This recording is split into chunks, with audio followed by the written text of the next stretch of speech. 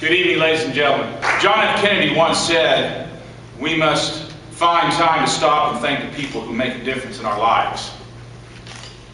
I'm dogmatic in my belief that Joe Vignati has made a difference in the lives of his professional peers, and most importantly, the lives of children who we all serve. I'm emphatic Joe has made a difference in my life, helping me to become an effective SAG chair,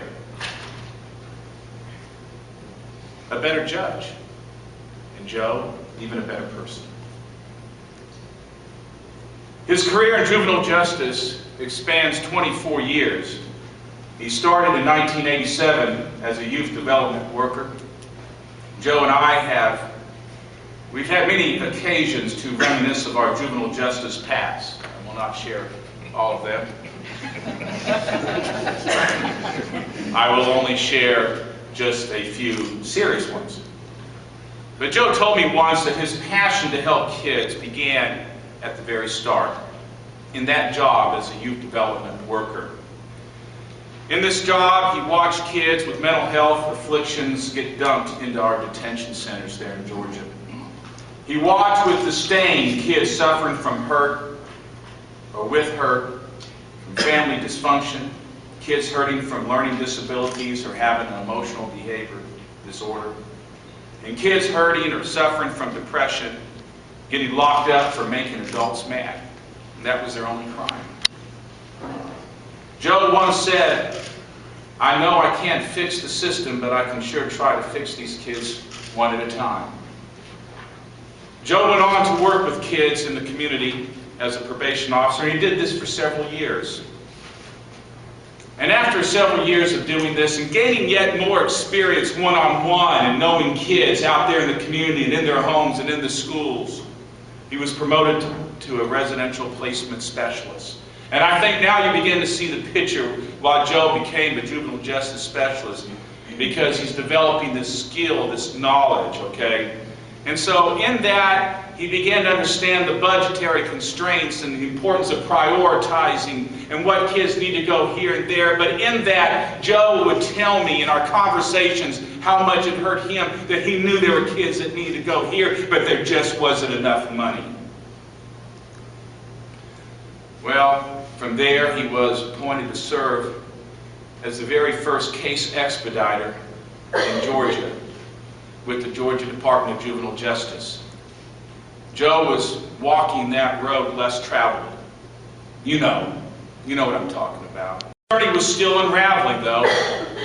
In 2001, Dr. Pete Colbinson, Executive Director of Georgia's State Advisory Group, hired Joe to coordinate the Juvenile Accountability Block Grant. Remember that, Pete? Mm-hmm. Well, Joe's talents were quickly recognized by Pete, who made Joe his deputy the following year.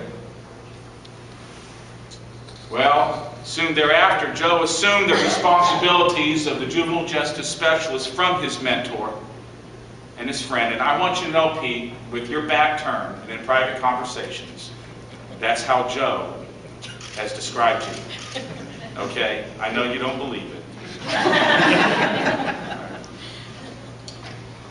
Nonetheless, Joe's knowledge of juvenile justice and his skill to deliver services was acknowledged by all in Georgia that are involved in all facets of the criminal justice system.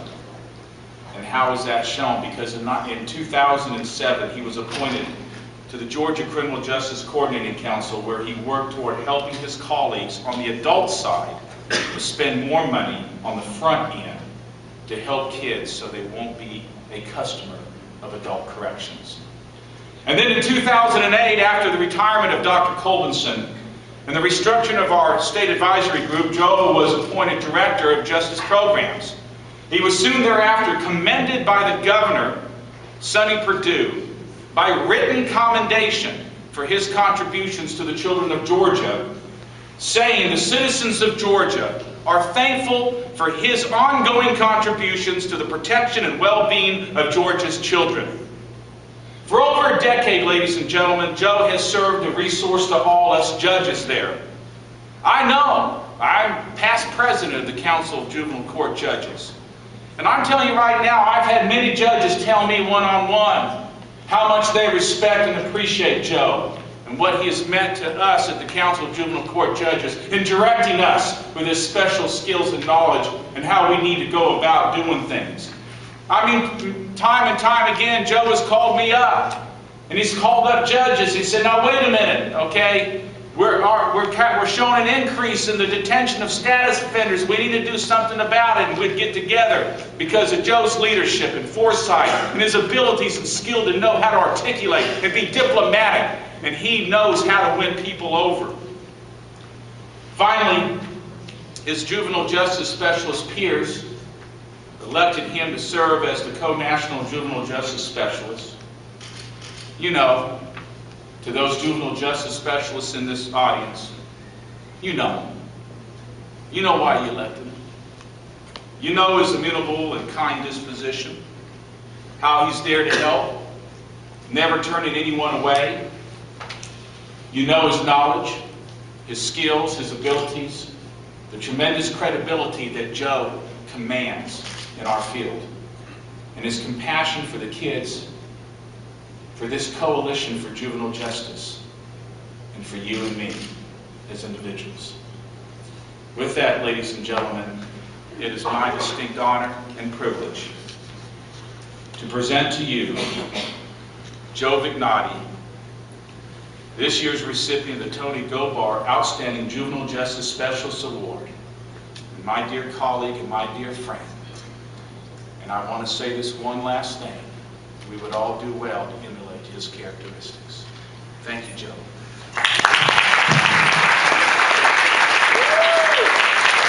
Go, Joe.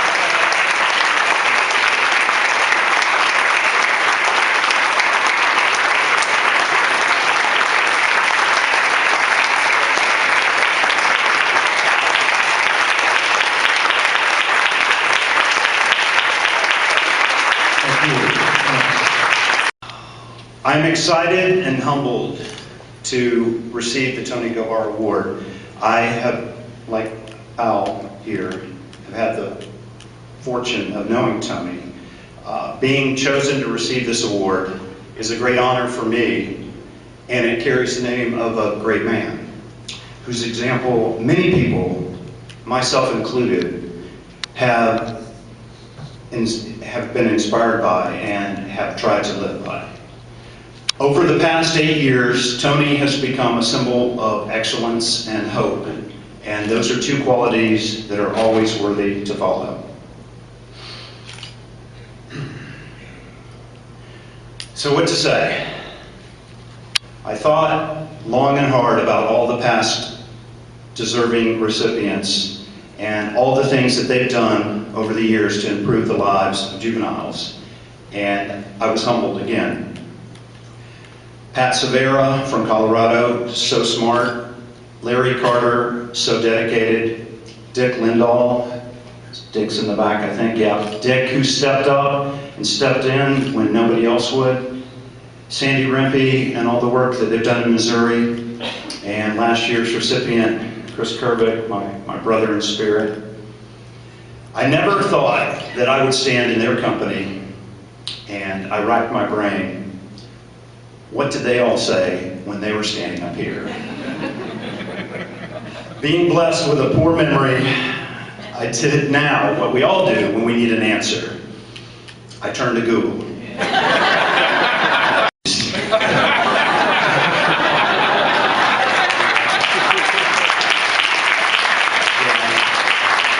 And I came across wonderful words, Dr. Martin Luther King, Winston Churchill, Mother Teresa, Kofi Annan, Oprah. Thank you, Stephen. Well, that was a big mistake, Joe, because after reading their words, how could my small words ever compare to theirs? Fortunately, the internet has a wealth of information on speeches, and also tons of practical speech-making tips. Helpful advice like, tears are okay, in moderation. Memorize your speech. Don't have a slip of paper You look more authentic and humble. Sorry. Stay focused. You have a lot to say, but focus on the issue at hand. And most importantly, one wardrobe malfunction can ruin the whole night. Wear a bra.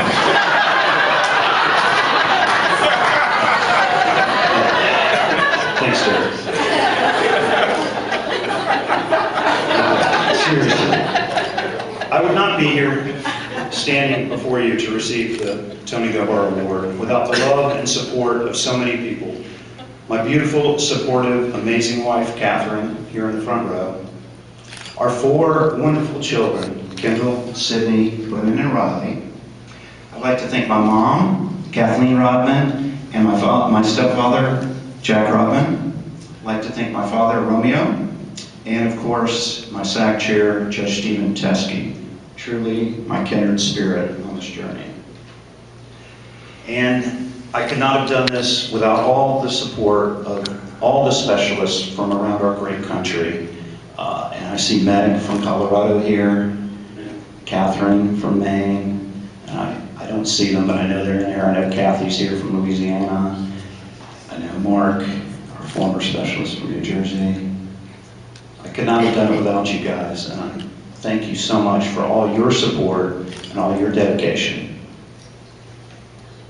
11 years ago, I had the great fortune to work for Dr. Pete Colkinson, and I learned firsthand from Pete about the protections of the JJDPA, and through Pete, I developed a passion for this work, to make this system better, to improve, to be able to look back one day and to be able to show we've made a real, measurable difference in the lives of children.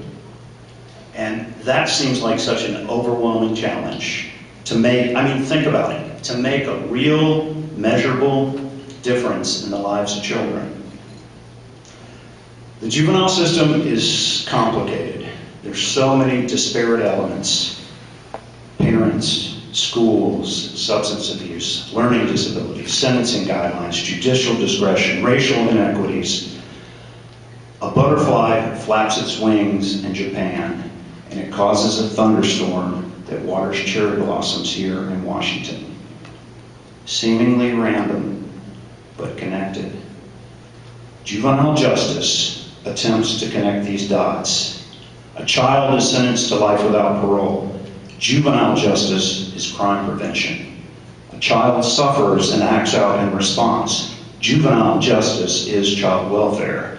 A child feels broken and breaks everything around them. Juvenile justice is reparation. Juvenile justice is all these things. Juvenile justice is what we do. Juvenile justice is what makes this country great, the right, and the light.